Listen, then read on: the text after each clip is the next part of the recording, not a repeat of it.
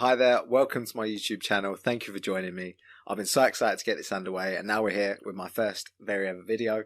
I thought where better to start than to sit here and talk about the 10 films that are on my most anticipated list for 2023. Let's check them out.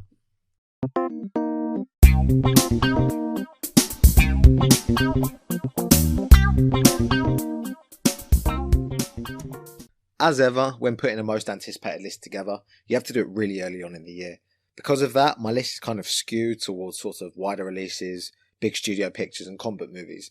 That's just because that's all I'm looking forward to, but a lot of the time with the smaller independent films or the more Oscar season type stuff, you don't really hear about until you start moving through the year. You know, a trailer could drop or it's been seen at a festival and then you start hearing some hype. So for now, you have to understand that these are just on the films that I'm aware of sitting here right now, but there's always small little things that are coming around the corner and they really take you by surprise. I do have 4 films that I'd like to mention. They're my honourable mentions. They didn't quite make the cut, but I'm still excited for these films nonetheless. First up is Wonka. I know absolutely nothing about this film, apart from I saw a picture of Timothée Chalamet. He's cast as young Willy Wonka. I'm in.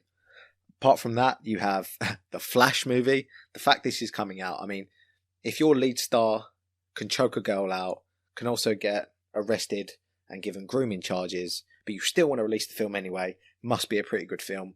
I do want to see it. After that, there's Super Mario Bros. I love Mario and Luigi. I'm excited for that. I'm a little bit off-put by the fact they've got Chris Pratt to voice Mario, but we'll see how that turns out. And lastly, and this one was in my number 10, but it was Creed 3. I really enjoyed Creed 1 and 2. My only hesitation with this one is the fact that it's Michael B. Jordan and it's his directorial debut.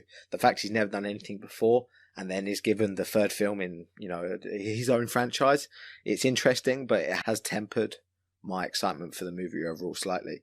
If this was directed by Ryan Coogler, this would probably be in the top 5 of my list. But the fact that it's Michael B. Jordan's complete debut, it does make me a bit more apprehensive to the film than I would have been.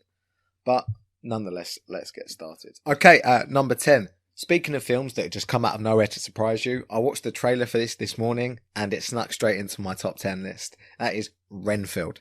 Now, if you're familiar with the classic tale of Dracula, in this one, Renfield is Dracula's assistant. It is played by Nicholas Hoult, and it is his job to, get people and get bodies to serve his master Dracula. And what snuck this into my top 10 list, apart from the fact that I really like Nicholas Hoult, is Dracula is played by no other than Nicolas Cage. Nicolas Cage as Dracula. That's why it's on my list. The trailer was bonkers. I hope that it's got that zany tone throughout. I want to see Nicolas Cage go full Nicolas Cage. I want to see the campiest Dracula I've ever seen. Renfield comes out in April. At number 9, we have Killers of the Flower Moon. Supposedly coming out around May, but that's to be confirmed. But this is Martin Scorsese reuniting with Leonardo DiCaprio. The cast also includes Robert De Niro, and it's set in the 1920s. Sounds fantastic. I'm really intrigued. It sounds like pure cinema. And speaking of cinema, at number 8 is Greta Gerwig's Barbie. Yeah, I can't wait for the Barbie movie. I remember when this got announced 3 or 4 years ago. In early development, people sort of chucked Margot Robbie's name out there because she looks like Barbie. And then I remember at one point, they actually cast Amy Schumer in the role as Barbie. And they were obviously going for a slightly different approach and a different take on the character. I'm happy where they ended up. I think the tone of this movie looks so interesting. As soon as Ryan Gosling got cast as Ken, I'm a big fan of Ryan Gosling and the projects he chooses. I think he's got a really good eye for a nice script. And also the 2001 Odyssey trailer that they released is everything I wanted. It's just really funny. And it also gives me that level of reverence that it's not just going to be sort of like a film for little girls or anything like that. Like there's going to be real commentary, there's going to be real humour, and just it looks like a really fun time. So at number 8, coming out in I believe July, is Barbie.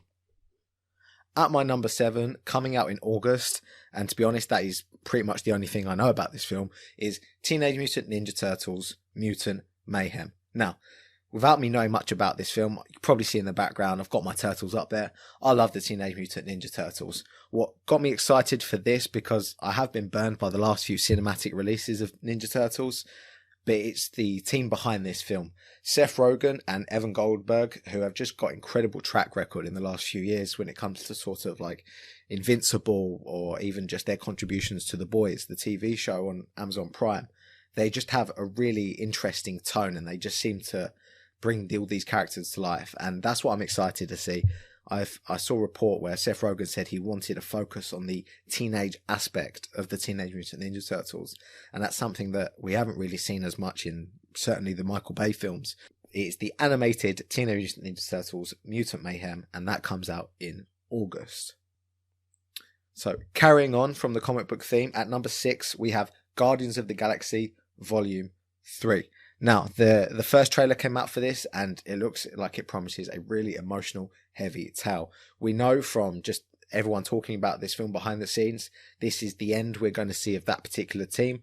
Whether that's a case of recasts or most likely some of these characters dying off, we'll yet to see. I know Dave Bautista has hinted that he might be recast as the role of Drax, and whilst that's possible due to the sort of heavy cosmetic aspects of the character, I don't personally see them recasting him. So I think Drax is potentially on the chopping board.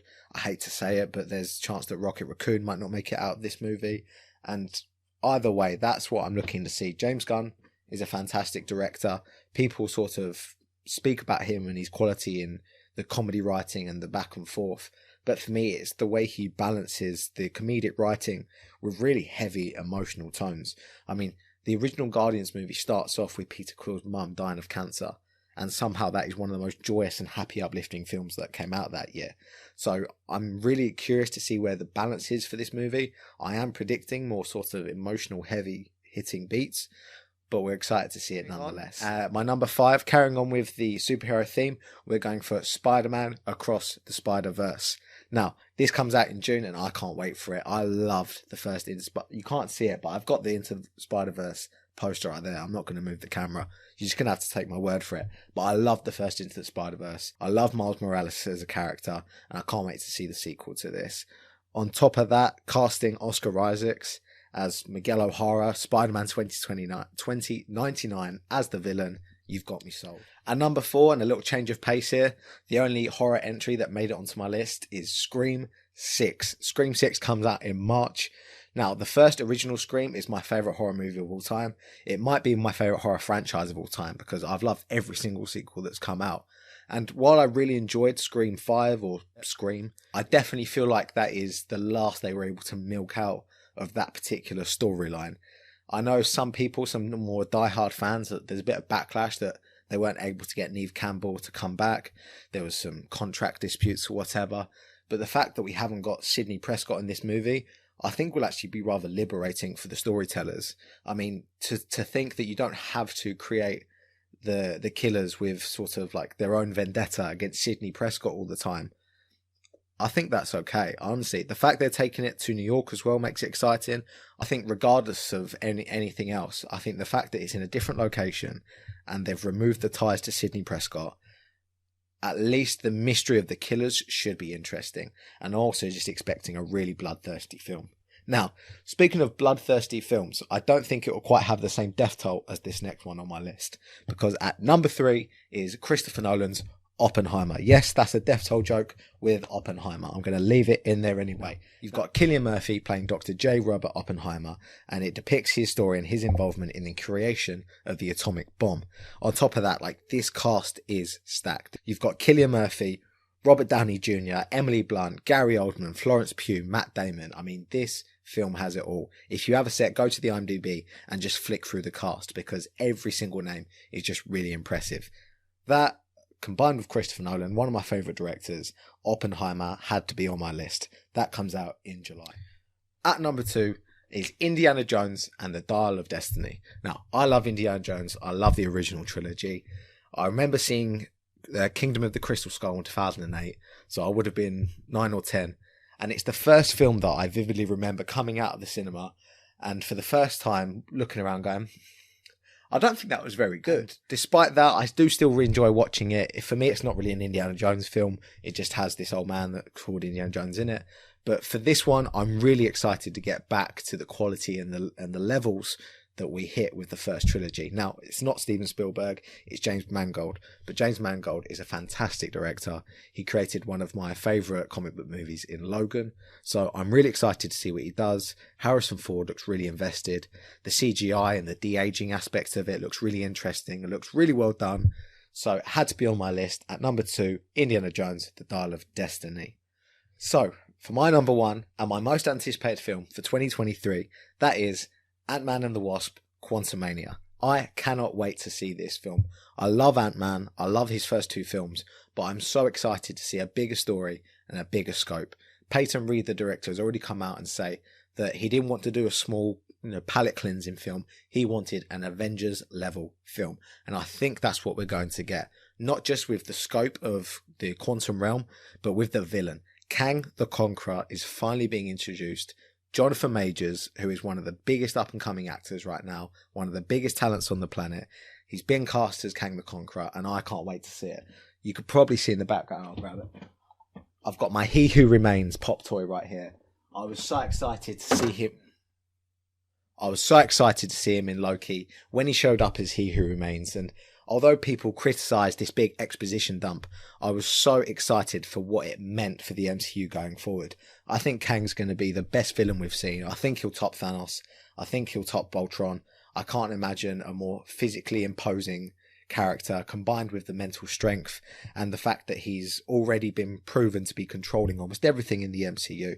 So for the future of Marvel and the MCU and where it goes, I cannot wait to see the fallout from Ant-Man and the Wasp: Quantumania. So there it is, my top 10 most anticipated films of the year. Leave a like on the video. Thanks for watching my first video. Subscribe to the channel if you want to see my reviews for these films when I get a chance to see them. Loads more content coming, so stick around. Thanks.